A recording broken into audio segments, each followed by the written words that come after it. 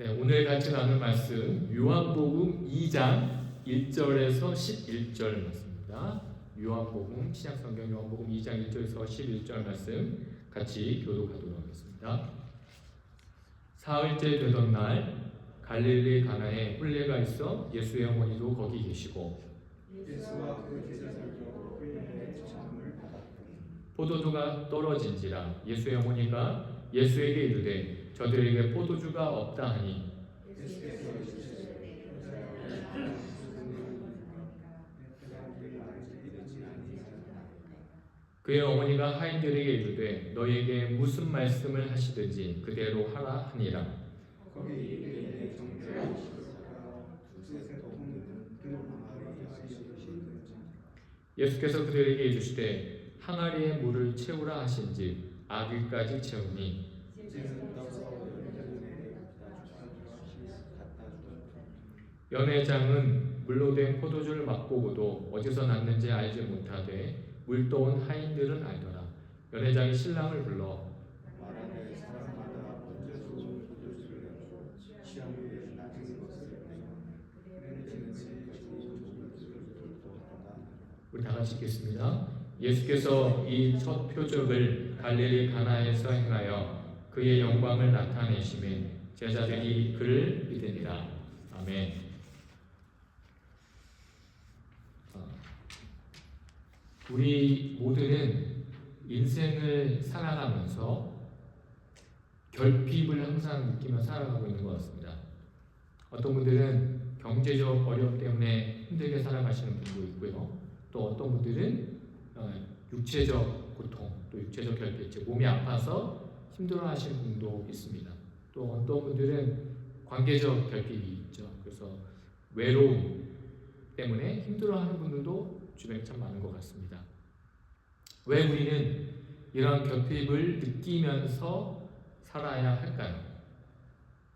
우리가 요즘 묵상하고 있는 창세기는 그 원인에 대해서 이렇게 말씀하죠. 창세기 3장에 보면 아담과 하와의 범죄로 인해 하나님과 단절됩니다. 그리고 땅이 저주를 받아 힘들게 일해야 하는 환경이 생기죠. 무엇보다도 모든 인간은 죽음이라는 궁극적인 문제를 벗어날 수 없는 결핍의 환경에 놓여 있습니다. 아마 우리 성도님들도 잘은 모르지만 여러분들 삶 속에서 이러한 다양한 결핍들을 느끼고 계실 거라고 생각합니다. 저도 결핍이 없지 않습니다. 저도 결핍을 느끼면서 살아가고 있습니다. 그런데 혹시 여러분 이런 생각을 해보신 적이 있으신지요? 나는 왜 내 삶에 결핍을 느끼면서 살고 있는가? 지금 내가 가진 것에 만족하면서, 그죠? 결핍이 없다고 느끼면서 살 수는 없는가? 라는 질문을 혹시 해보신 적이 있으십니까? 신앙 안에서 부족하지만 감사하면서 살아가는 것은 좋은 신앙의 태도라고 생각합니다. 하지만 우리 머릿속에 늘 이러한 결핍들, 다양한 결핍들을 느끼죠. 만약에 이런 결핍을 느끼지 않는 사람들이 있다고 한다면 우리가 어떻게 해야 할까요? 혹시 여러분 주변에 나는 절대 결핍이 없다라고 생각하는 분들이 있다면 어떻게 해야 되죠? 그분들을 잘 보살펴 드려야 됩니다. 결핍이 없는 사람들은 없습니다. 예. 그럼 왜 그럴까요? 저는 그렇게 생각합니다. 왜 우리는 인생을 살아가면서 결핍을 느끼는가? 그것은 우리가 원래 결핍이 없는 환경에서 살도록 창조되었기 때문이라는 것이죠. 예. 그것이 바로 창세기 말씀이 우리에게 말하는 중요한 신학적 전제입니다. 그래서 이 죄가 모든 인류를 결핍을 느낄 수 있는 환경에 던져지게 만들어졌다는 것이죠. 오늘 우리가 읽은 본문인 요한복음 2장 1절에서 11절 말씀도 이 결핍의 문제가 그 시작점이죠. 포도주가 떨어진 것. 이 결핍이 오늘 본문의 중요한 사건입니다. 오늘 본문 1절에서 이렇게 시작합니다. 사흘째 되던 날 갈릴리 가나에 혼례가 있어 예수의 어머니도 거기 계시고 라고 시작을 하죠. 1절을 보면 시작할 때 시간을 언급합니다. 헬라어로 직역하면 이렇게 시작해요. 그리고 그 날에 그 3일째 이렇게 시작을 합니다. 그러니까 요한복음 2장의 시작은 시간을 강조하면서 시작을 합니다. 접속사로 시작되죠. 그리고라는 접속사로 시작됩니다. 그러니까 이 말은 요한복음 1장과 연결되어 있음을 우리에게 알려주죠. 1장을 보시면요. 1장 29절, 35절, 그리고 43절에 어떻게 시작하냐면 이튿날이라는 시간을 설명하면서 시작합니다. 그러니까 1장 19절부터 28절을 첫째 날로 계산을 하면요. 2장 1절에서 사흘째 되던 날은 계산해보면 7일이 됩니다. 그렇다면 왜 사도 요한은 시간을 강조하면서 1장부터 2장까지 연결해서 우리에게 무엇인가를 말하고자 하는 의도가 무엇인가요? 이 답은 제가 조금 후에 말씀드리도록 하겠습니다. 조금 후에 본문을 살펴보면서 그 답을 같이 살펴보려고 하는데요. 오늘 본문 또 2절을 보십시오. 이렇게 말씀합니다. 예수와 그의 제자들도 혼례의 청함을 받았더니 라고 말씀합니다. 예수님의 어머니가 가나 혼인잔치에 초대받았습니다. 그런데 예수님과 예수님의 제자들도 이 혼인잔치에 초대받았다는 것을 2절에서 설명하죠. 무슨 말이냐면 예수님만 초대받지 않았습니다. 제자들도 초대받았다고 오늘 본문 2절은 말씀합니다. 그렇다면 예수님과 그의 제자들이 초대받았다는 것은 무엇을 의미하는 것일까요? 이것은 예수님께서 공생의 사역을 시작하셨다는 전제를 두고 하는 말씀이죠. 예수님이 구약에 예언된 메시아임을 공적으로 드러내면서 제자를 세우시고 사역을 시작하셨다는 것을 2절이 우리에게 보여줍니다. 그런데 오늘 혼인잔치의 주인공이 예수님이 아니죠. 왜냐하면 예수님이 결혼식을 하시는 것이 아니기 때문입니다. 예수님은 초대 손님입니다. 지금도 마찬가지지만 결혼식은 인생에서 가장 중요한 시간입니다. 요즘은 결혼식을 하루 안에 다 끝내죠. 그런데 여러분, 고대 이스라엘은 보통 며칠을 했냐면 7일을 했다고 합니다. 그러니까 그냥 단순한 행사가 아닌 것입니다. 공동체 전체의 축제였죠. 지금도 이 고대 풍습을 가지고 있는 사람들이 있죠. 저희 아들 룸메이트가 인도인인데요. 항상 제 아들은 제 친구를 뭐라고 하냐면 걔는 브라만이야. 그러면서 계급을 꼭 이야기합니다. 그게 되게 중요해요. 브라만. 그래서 브라만인데 걔는 방학 때가 되면 뭐 호주도 가고 뭐 멀리 가고 홍콩도 간다는 거예요. 왜 그렇게 멀리 가? 그러면 온 가족이 친척 결혼식을 한답니다. 그런데 그 결혼식을 준비하는 가정이 온 친척이 가는 그 비행기 표와 체류비 모든 것을 경비를 부담해 준다는 거예요. 그러니까 인도인에게 있어서 결혼식은요, 자신이 돈을 모으는 이유는 결혼식을 잘하기 위해서 열심히 그렇게 아끼며 돈을 모으는 거죠. 그래서 온 친척들을 초대해서 결혼식을 성대하게 하는 것이 인도인의 중요한 일이라고 합니다. 저도 몰랐습니다. 그러니까 인도 사람들은 그 고대 결혼 풍습이 여전히 남아 있는 것이죠. 그러니까 오늘 본문을 보시면 예수님뿐만 아니라 예수님의 제자들까지 초대받았다는 것은 상당히 의미 있는 이야기입니다. 그런데 우리가 여러분 잘 아시는 것처럼 문제가 생기죠. 3절입니다. 포도주가 떨어진지라 예수의 어머니가 예수에게 이르되 저들에게 포도주가 없다 하니 라고 말씀합니다. 앞에서 말씀드린 것처럼 인생에서 가장 중요한 예식이 있고 공동체 전체가 참여하는 큰 축하 행사에서 포도주가 떨어졌다는 것은 단순한 문제가 아닙니다. 유대 문화에는 수치 문화가 있습니다. 그래서 이 결혼식에서 포도주가 떨어지면요, 큰 수치를 당합니다. 그런데 갑자기 예수님의 어머니가 포도주가 떨어졌다고 누구에게 이야기하죠? 예수님에게 이야기하고 있습니다. 왜 갑자기 예수님께 말을 할까요? 예수님과 제자들이 평소에 먹지 못하는 포도주를 너무나 많이 마셨기 때문에 이렇게 말씀할까요? 아니죠. 네. 마리아, 예수의 어머니 마리아는 포도주가 떨어졌다는 것을 어떻게 알았을까요? 아마도 마리아는 단순한 결혼식의 손님이 아니었을 것입니다. 예수님의 친척일 가능성이 큽니다. 그래서 포도주가 떨어졌다는 일을 마리아가 먼저 알게 된 것이죠. 뿐만 아니라 5절에서는 하인들에게 어떻게 합니까? 일을 지시합니다. 그러니까 결혼식 잔치에서 뭔가 주도적인 역할을 맡았다는 것을 우리는 추측할 수 있는 것이죠. 그렇다고 해서 왜 예수님에게 포도주가 떨어진 것을 말했는지에 대해서 우리에게 명확하게 설명하지는 않습니다. 마리아는 예수님이 보통 사람이 아니라는 것을 알고 있습니다. 예수님의 탄생부터 시몬의 예언과 성전에서 있었던 사건들을 통해 예수님이 보통 사람이 아니라는 것을 이미 마리아는 알고 있었죠. 하지만 마리아는 기적을 예수님께 요구하지는 않았습니다. 단지 포도주가 떨어진 사실만 전달했습니다. 그러니까 예수님이 이러한 위급한 상황을 그냥 내버려 두지는 않을 거라는 기대가 있었던 것이죠. 이런 마리아의 말에 대해서 예수님이 4절에서 이렇게 말씀합니다. 예수께서 이르시되 여자여 나와 무슨 상관이 있나이까 내 때가 아직 이르지 아니하였나이다 라고 말씀합니다. 예수님의 대답을 보면 여러분 어떤 느낌이 드시나요? 따뜻한 느낌이 드시나요? 아니면 차가운 느낌이 드시나요? 여자여 이렇게 거리를 두는 듯한 그죠? 네.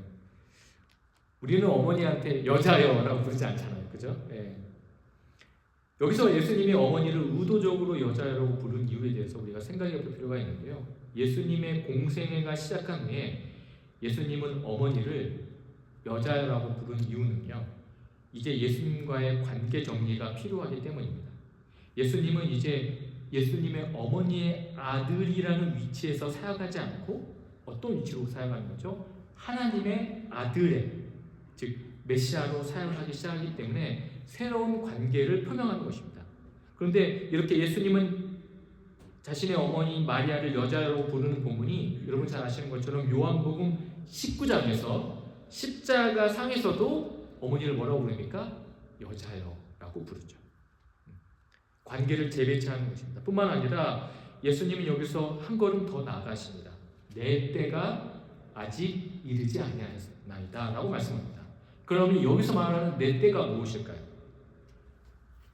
여러분들은 아마 잘 아실 겁니다.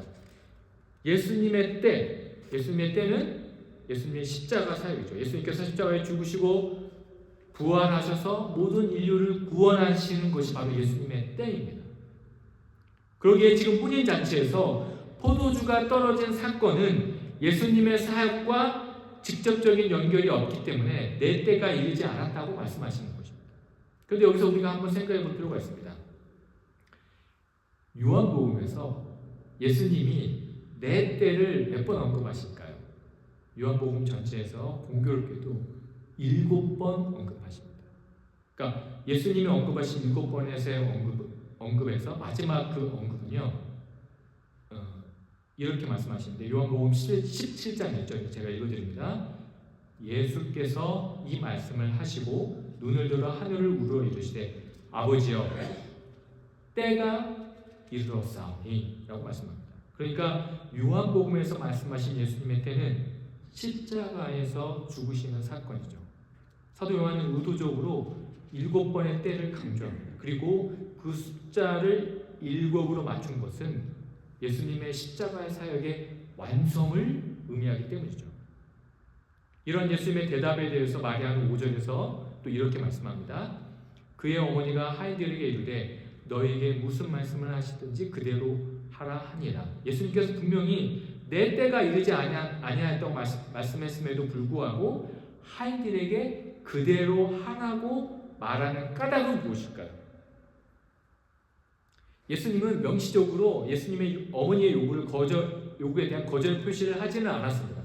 단지 내 때가 이르지 않았습니다라고 말씀했습니다. 이런 예수님의 대답에 대해서 이제 마리아는 예수님을 자신의 아들의 관계로 설정하지 않고 새로운 관계로 설정을 합니다. 그리고 그 설정 값은 예수님의 뜻에 순종하는 것이죠.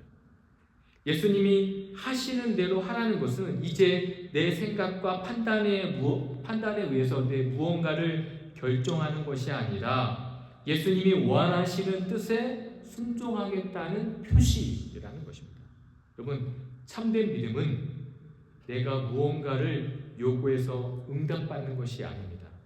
하나님의 말씀을 믿고 믿음으로 기다리는 것입니다. 마리아는 이제 그 결정을 하는 것이죠. 우리도 마찬가지입니다. 무언가를 위해 늘 기도하고 하나님의 손길을 의지하지만 결국 하나님의 때를 기다려야 하는 것이죠. 언제 어떻게 하나님이 역사하실 줄 모르지만 믿고 기다리는 것이 무엇입니까? 그것이 바로 신앙생활입니다. 믿음은 예측하는 것이 아닙니다. 믿음은 하나님의 때를 기다리는 것이죠. 이렇게 마리아가 하인들에게 말을 하자 예수님께서 7절에서 어떻게 말씀하십니까? 예수께서 그들에게 이르시되 항아리에 물을 채우려 하신즉 아기까지 채우니. 7절에서 말하는 항아리가 총 몇 개죠? 6개입니다. 그죠? 6절에 보시면 거기에 유대인의 정결 예식을 따라 두세 통 드는 돌항아리 6이 놓여 있는지라. 유대인의 정결 예식이라는 것은 우리가 잘 아는 것처럼 유대인들은 밖에 나갔다가 집에 들어오면 늘 손과 발을 씻죠. 그러한 용도의 돌 항아리에 물을 채우라고 하십니다. 어디까지 채우라고 하시죠? 아기까지 채우라고 하십니다. 아기까지 채운다는 것은 가득 채운다는 겁니다. 또한 여기 숫자가 언급되죠. 무엇입니까? 6이라는 숫자입니다. 왜 이렇게 구체적인 숫자를 언급할까요? 6이라는 숫자를 우리는 너무 잘 알고 있습니다. 구약의 율법의 불완전성입니다. 그 율법의 완성으로 누가 오신 것이죠? 바로 예수 그리스도가 오신 것입니다. 그래서 1절에서 사흘째라는 숫자를 계산해 보면 7이라는 숫자였죠. 그러니까 안식하신 날, 창세기에서 말씀하신 하나님의 모든 것을 완성하시고 안식하신 그 7일이라는 숫자를 강조하신 것입니다. 그래서 요한복음 1장은 태초에 말씀이 계시니라로 시작을 하는 거죠. 창세기의 그 완성인데 그 완성하시러 오신 그 분이 누구시냐? 바로 예수 그리스도임을 강조하는 것입니다. 안식일의 주인이 이제 누구인지를 보여주려고 일부러 사흘이라는 숫자를 강조하신 것입니다. 예수님의 안식일의 주인이십니다. 그 안식일의 주인이신 예수님께서 아직 때가 이르지 않았지만 혼인잔치에 중요한 포도주를 떨어지지 않게 하신 것입니다. 그것도 아귀에 가득 채운 것은 충만한 것을 보여주신 것이죠. 하나님이 예수님을 통해 가져오시는 그 하나님 나라의 혼인잔치에는 부족함이 없음을 보여주는 것입니다. 하나님과 결혼한 이스라엘이 하나님과의 결혼 약속을 깨뜨렸습니다. 하지만 예수님이 다시 혼인잔치를 여시는 것입니다. 결핍이 없습니다. 완벽합니다. 모든 사람들이 행복합니다. 잔치를 즐깁니다. 하나님이 우리에게 주신 구원이 바로 이러한 것이죠. 행복입니다. 풍성합니다. 결핍이 없습니다. 그 구원에 동참하시는 우리 모든 성도님 되시기를 주님으로 축원드립니다. 그런데요, 오늘 본문 11절에서 이렇게 말씀합니다. 예수께서 이 첫 표적을 갈릴리 가나에서 행하여 그의 영광을 나타내시매 제자들이 그를 믿으니라. 예수님께서 첫 표적을 갈릴리 가나에서 행하셨다고 말씀합니다. 여러분, 물이 포도주가 된 것은 기적이죠. 과학적으로 불가능합니다. 제가 챗GPT한테 물로 포도주를 만들어주라고 했더니 챗GPT 막 쓰더라고요. 근데 이게 안 된다고. 네, 챗GPT도 답이 없습니다. 네, 물은 포도주를 만들 수가 없어요. 네, 불가능한 일입니다. 그런데 오늘 보면 11절에서 예수님이 갈릴리 가나에서 기적을 행했다고 말씀하지 않습니다. 뭐라고 말씀하죠? 표적을 행했다고 말씀합니다. 여러분, 표적이 무엇일까요? 표적은요, 쉽게 말씀드리면 우리가 운전할 때 우리에게 알려주는 표지판입니다. 표지판. 그것을 표적이라고 생각하시면 됩니다. 그렇다면 예수님의 표적이라는 것은 바로 물을 포도주로 만드는 것처럼 예수님은 구약의 율법을 완성하러 오신 메시아임을 보여주는 사건으로 우리에게 설명하고 있습니다. 공교롭게도 이 표적도 요한복음에서 7번이 강조돼요. 완벽한 표적임을 강조하는 요한 사도의 의도죠. 우리가 믿고 의지하는 예수님은 어떤 분이십니까? 완벽하신 분이십니다. 그분에게는 결핍이 없습니다. 우리가 살아가는 세상은 늘 결핍입니다. 우리가 간구하고 기도하는 내용의 대부분이 무엇입니까? 우리의 결핍을 채워달라는 마리아의 기도와도 같습니다. 하지만 우리가 이 땅에서 살아가는 동안 그 결핍이 끝나지 않습니다. 그러나 우리가 주님 앞에 서면 더 이상 그러한 기도를 드릴 필요가 없습니다. 내 신랑 되신 예수님과 축배 들고 기뻐하며 행복한 것이죠. 이러한 표적을 경험한 제자들이 어떻게 됩니까? 11절에서 예수를 믿었다라고 말씀합니다. 모두 이제 이 예수를 붙들고 믿어야 합니다. 우리 교회는 결핍이 많습니다. 목사님 저부터 결핍이 많습니다. 그럼에도 우리 교회 성도님들이 부족한 목사의 부분을 메워주면서 우리 교회가 지금 여기까지 왔습니다. 앞으로도 어떤 부족함이 우리에게 올지 모릅니다. 하지만 우리는 무엇을 가지고 있습니까? 표적을 가지고 있습니다. 예수님이 우리에게 보여주신 이 표적을 믿고 앞으로 전진하면 좋겠습니다. 기도하면서 예수님의 때를 기다리며 우리 교회를 향한 놀라운 개혁을 믿고 표적이 되는 우리 교회가 되시기를 주님의 이름으로 축원드립니다. 기도하겠습니다. 하나님 아버지, 우리의 인생이 결핍 같지만 그 결핍을 완성하러 오신 예수님을 표지판으로 삼아 바라보며 믿음으로 살아갈 수 있도록 우리를 붙들어 주시옵소서. 우리 인생에 어려움이 생길 때마다 예수님을 바라보며 그분을 의지하는 교회, 그분을 의지하는 사랑하는 공동체가 될 수 있도록 우리를 붙들어 주시옵소서. 감사드리며 예수 그리스도의 이름으로 기도드립니다. 아멘.